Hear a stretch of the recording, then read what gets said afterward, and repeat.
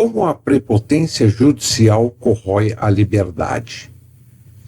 O que se viu em 8 de janeiro não foi uma guerra civil, tampouco um levante armado. Houve depredações localizadas e estas, quando provadas, devem ser punidas de acordo com o devido processo.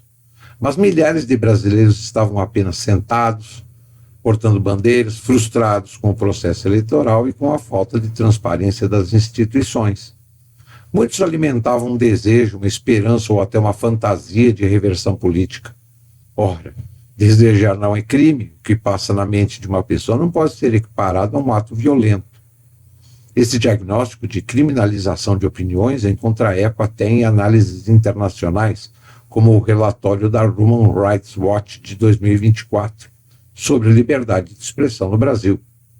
Hoje se discute uma anistia ampla como se fosse uma saída nobre para pacificar o país. Mas a anistia só se aplica a crimes consumados. Se não houve crime, não há do que se anistiar. O que se faz ao falar em anistia é admitir implicitamente que houve culpa, quando na verdade o que houve foi a punição de manifestações pacíficas e de desejos políticos. Essa distorção jurídica não pacifica, apenas reforça a arbitrariedade. O que é processo penal e o que é anistia? No direito penal, um crime precisa cumprir 3 requisitos: a tipicidade, a antijuridicidade e a culpabilidade. Sem esses 3 elementos não há crime, e sem crime não há processo penal válido. A anistia, por sua vez, é um ato político pelo qual o Estado decide perdoar crimes efetivamente cometidos, apagando suas consequências penais. Serve, em tese, para reconciliar sociedades em momentos de conflito. Aplicar anistia a pessoas que não cometeram crime, que apenas expressaram desejos ou frustrações, é inverter a lógica. Passa a mensagem de que elas são culpadas de algo, mas que generosamente são perdoadas. Essa confusão interessa apenas à tirania, porque transforma inocentes em criminosos presumidos. Até organizações internacionais reforçam que o Instituto da Anistia só pode se aplicar a fatos tipificados como crimes. Viveram sob a sombra de uma tirania disfarçada. O judiciário acumula funções que não lhe cabem.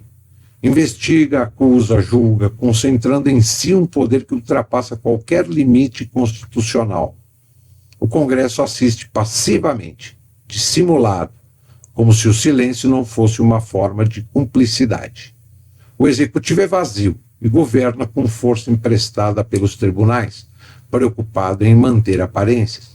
O resultado é um regime onde a separação dos poderes desaparece e a liberdade individual é reduzida à concessão provisória, realidade denunciada até pelo relatório da Freedom House. Muito antes de 8 de janeiro, já havia sinais de que o processo eleitoral estava longe de ser isonômico. No Nordeste, comprovou-se que o tempo eleitoral gratuito concedido a um candidato foi superior ao destinado ao outro, com horários mais favoráveis, uma desigualdade documentada e não teoria conspiratória, como foi dito. Além disso, relatórios técnicos independentes já apontaram vulnerabilidades no sistema eletrônico. Os testes públicos de segurança do Tribunal Superior Eleitoral revelaram falhas que permitiam manipular softwares de urna e alterar registros de votos. Ainda que corrigidas posteriormente, a própria existência dessas falhas mostra a fragilidade de um sistema que não permite comprovante físico de voto, algo que já foi defendido até por ministros do Supremo e depois abandonado pelos mesmos sem explicação. No século XVI, o padre Juan de Mariana, expoente da escola de Salamanca, foi perseguido e preso várias vezes.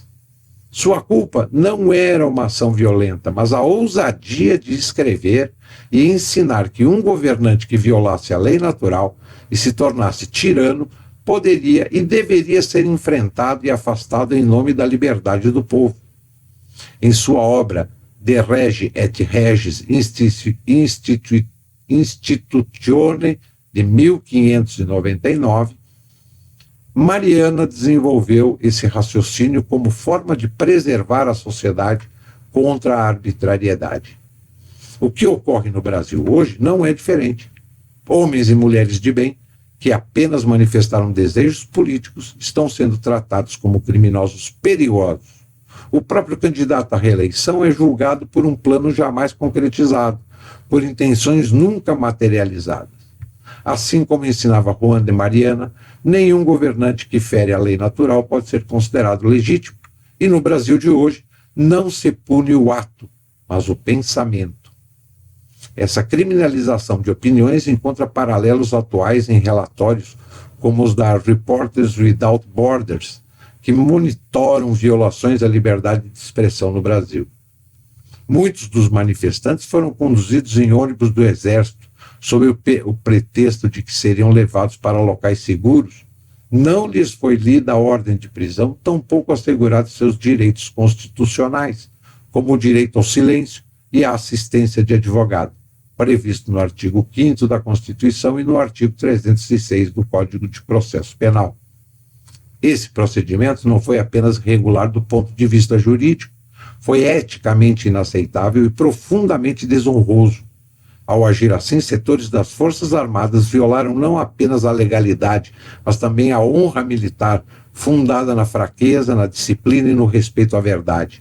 Ao ludibriar cidadãos indefesos, utilizaram-se de uma prática incompatível com a ética militar e com o dever de proteção.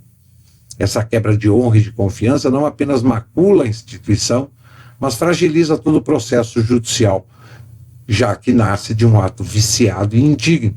Além disso, a conduta pode configurar abuso de autoridade nos termos da Lei 13.869/2019. Outro elemento perturbador é a forma seletiva com que foram divulgadas as filmagens do dia 8 de janeiro. Apenas pequenos fragmentos foram liberados ao público, enquanto vastas horas de gravação permanecem ocultas. Estima-se que apenas poucos minutos tenham sido publicados pela agência pública. Em contraste, versões oficiais lembram que as gravações internas estariam disponíveis desde abril de 2023, após decisão judicial, conforme nota da Reuters. Isso não elimina o problema central: falta de transparência integral e linha do tempo auditável. Além disso, a linha do tempo oficial apresenta contradições. O intervalo entre o início das movimentações, a chamada de reforços e a efetiva presença de policiamento ostensivo não correspondem à gravidade dos acontecimentos. Houve um lapso que compromete a coerência da narrativa institucional, deixando a impressão de omissão ou de conivência. A ocultação ou filtragem das provas visuais compromete não apenas a transparência do processo, mas também o direito fundamental de defesa.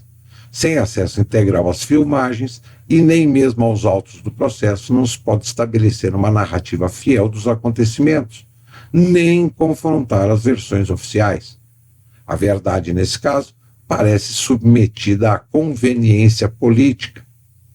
O que estamos vivendo não é a aplicação do Estado de Direito, mas a consolidação de um Estado tirânico, em que a lei é interpretada conforme a conveniência política do momento. O problema não se resolve com anistia, mas com a restauração da liberdade.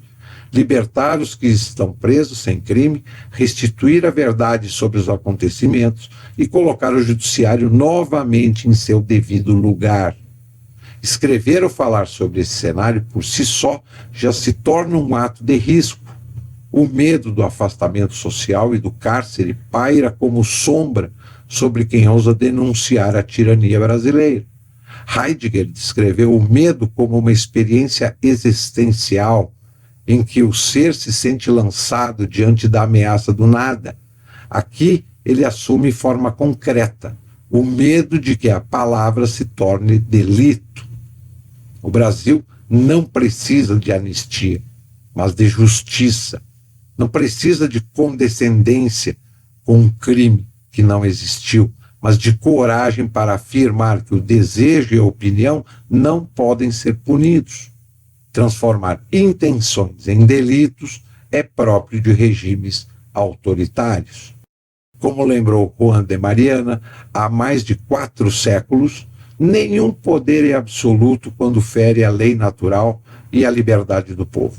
O que está em jogo hoje não é apenas o destino de um candidato à reeleição ou de alguns manifestantes, mas a própria possibilidade de vivermos como homens livres.